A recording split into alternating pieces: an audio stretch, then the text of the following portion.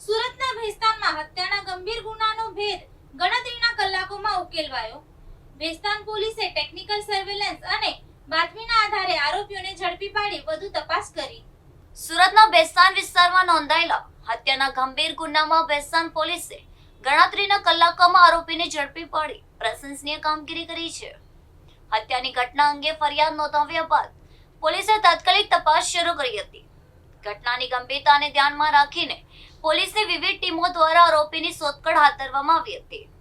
Technical surveillance અને બાતમીદારોને અન્ય તપાસના આધારે પોલીસે આરોપી અંગે મહત્વની કડીઓ મેળવી હતી. ત્યારબાદ પોલીસે ઝડપી કાર્યવાહી કરી હત્યા કેસમાં સંડવાયેલા આરોપીને ઝડપી પાડ્યા હતા. આરોપીની ધરપકડ બાદ પોલીસે તેમની પૂછપરછ શરૂ કરી છે. હત્યા પાછળનું ચોક્કસ કારણ શું હતું અને ઘટનામાં કોઈ અન્ય વ્યક્તિની સંડોવણી છે કેમ તે અંગે પણ તપાસ કરવામાં આવી રહી છે. પોલીસે ઘટના સ્થળેથી જરૂરી પુરાવા એકત્રિત કરી વધુ તપાસ હાથ ધરી છે. ભેસ્તાન પોલીસની ઝડપી કાર્યવાહીને કારણે હત્યાના ગુનાનો ભેદ ગણતરીના કલાકોમાં ઉકેલવામાં સફળતા મળી છે. હાલ આરોપી વિરુદ્ધ કાયદેસરની કાર્યવાહી હાથ ધરવામાં આવી રહી છે અને સમગ્ર મામલે વધુ તપાસ ચાલુ રહી છે. આજરોજ ફરિયાદી શ્રી મોહમ્મદ રુસ્તમ જાન મોહમ્મદ સૈયદ રહેવાસી ગોલ્ડન આવાસ ભેસ્તાન સુરત નાએ ભેસ્તાન પોલીસ સ્ટેશન ખાતે આવી ફરિયાદ હકીકત જાહેર કરેલ કે આજથી 4-5 દિવસ પહેલાં જે ફરિયાદીના મોટા ભાઈનો જે શાળાનો દીકરો છે અરમાન, એને સાથે આ કામના આરોપીઓ નાના છોકરાઓ બાબતે ઝઘડો થયેલો.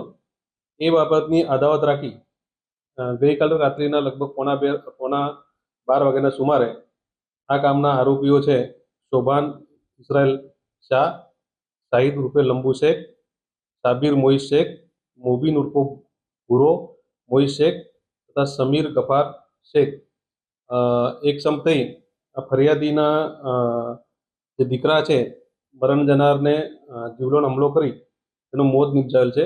ઉપરાંત ફરિયાદીના જે અન્ય એક દીકરા છે એને પણ ઈજા પહોંચાડેલ છે.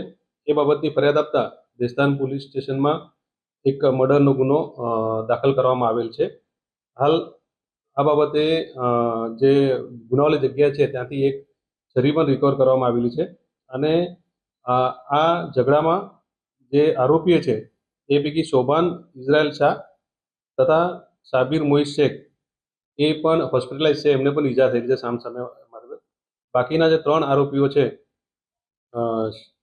સાબિર, શોભાન તથા સમીર, એ લોકોને ભેસ્તાન પોલીસે તુરંત ડિટેન કરેલા છે અને એ લોકોને ધરપકડ કરવાની કાર્યવાહી ચાલુ છે અને વધુ પુરાવા ભેગા કરી એ લોકોને આવતીકાલે પોલીસ કસ્ટડીમાં તજવીજ કરવામાં આવનાર છે. હાલ પ્રાથમિક તપાસ દરમિયાન જે સાબિર મોઈસ શેખ છે એના વિરુદ્ધમાં ચેઇન સ્નેચિંગના અને ઘરફોડ ચોરીના ગુનાઓ દેખાય છે, તેમ છતાં વધુ તપાસ ચાલુ છે. મોબીન ઉર્ફે ભૂરો મોઈસ શેખ છે એટલે એના વિરુદ્ધમાં અગાઉ ભેસ્તાન પોલીસે 135 એટલે કે જે હથિયાર સાથે જે ફરતા હોય એ બાબત હથિયારબંધીના 2 કેસો કરેલાનું રેકોર્ડ પરથી જણાવેલ છે. વધુ તપાસ ચાલુ છે. એ બાબતે હજુ આરોપીને રિમાન્ડ કસ્ટડી ઇન્ટ્રોગેશન કરીને વધુ જે વપરાયેલા જે હથિયારો છે એ રિકવર કરવાની તજવીજ ચાલુ છે.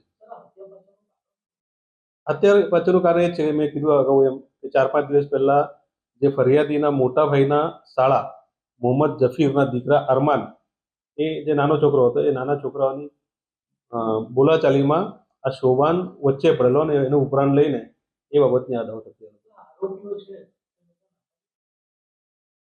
જો પ્રાથમિક રીતે તો બધા જ એડલ્ટ છે, તેમ છતાં એક આરોપીની હજુ ઇન્ટ્રોગેશન પણ એડલ્ટ છે, 18 ઉપરના છે.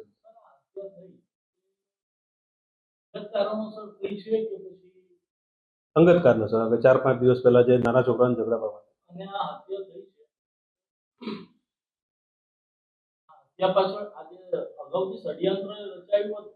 ના, આજે આ કેવો બનાવ બને છે 20/8/2026 જે રાત્રે મેં કીધું પોણા 12 વાગે આ ગોલ્ડન આવાસ ખાતે આજે ફરિયાદીનો જે દીકરો છે એ ત્યાં ગયેલો તો એ બાબતે પછી બબલ થઈને આ લોકો પાછળ આવીને એના ગોલ્ડન હાઉસ એના જે ભંગારનું ગોડાઉન છે ત્યાં બનાવ બન્યો. કોઈ ષડયંત્ર ટાઈપ નથી. 20 તારીખે ગયેલો, રાત્રે પાછું એ જે 4-5 દિવસ પહેલા જે એ થયેલી એ બાબતે એ લોકોની બોલાચાલી થઈ એટલે આ આકસ્મિક બનવું બનાવ છે. સર પાંચો આરોપી અહીંયાના છે કે એક રાંદેરનો છે પણ એ સંબંધિત છે એટલે સુરતના જ છે બધા લગભગ 40 વર્ષથી સુરત.